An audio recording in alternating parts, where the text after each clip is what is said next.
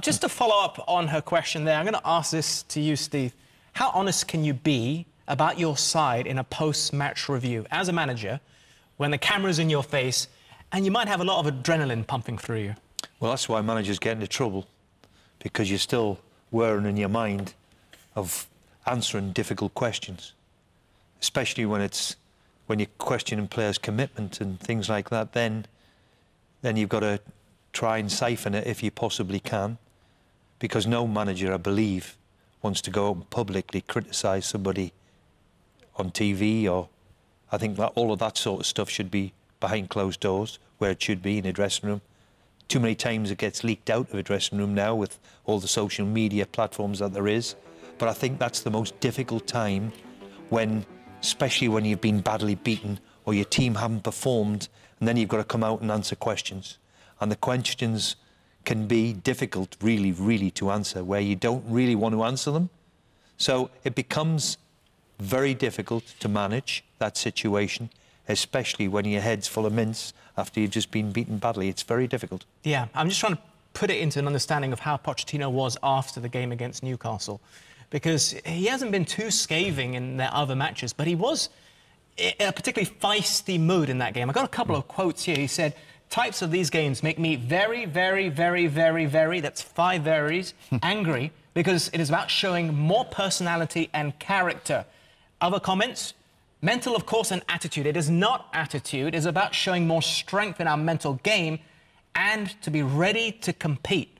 I mean... But he didn't individually, what he called them soft, he didn't individually criticise a player. So I think he was angry after the game, and I think he was right in what he said. They were soft. You know, things that happened. Reece James had come on, you know, he's just been booked. You use a bit of common sense. Got sent off, he's been out injured. He's talking about game management, he's talking about his side growing up. So it is very difficult. I've been a manager as well after the game, and they come straight and emotions are running high, and you say, but the one thing you can't do is criticise individual players. He didn't do that. He just talked about the team collectively, about what he expects for them, and mentally they have to grow up. It still felt like he was trying to say no more Mr. Nice Guy, no more barbecues, which he was doing at Cobham. Now he threatened to take away their off days. Yeah, I think also the added ingredient was the fact that he had to sit up in the stand as well, because he was suspended from the touchline, wasn't he, against Newcastle? And therefore he was possibly even more frustrated because he couldn't be pitch side and try to influence individuals from there as well. You get a very different view of the game up there also. But no, I got the feeling that, and he is definitely a good man manager, and he does love his players, but actually I think he's said, I've given you all the love and the attention I can give you, now you've got to start delivering for me. And if you don't, well, you can see me starting to get angry. He's always based his managerial ability, though, on teams that are up and at you.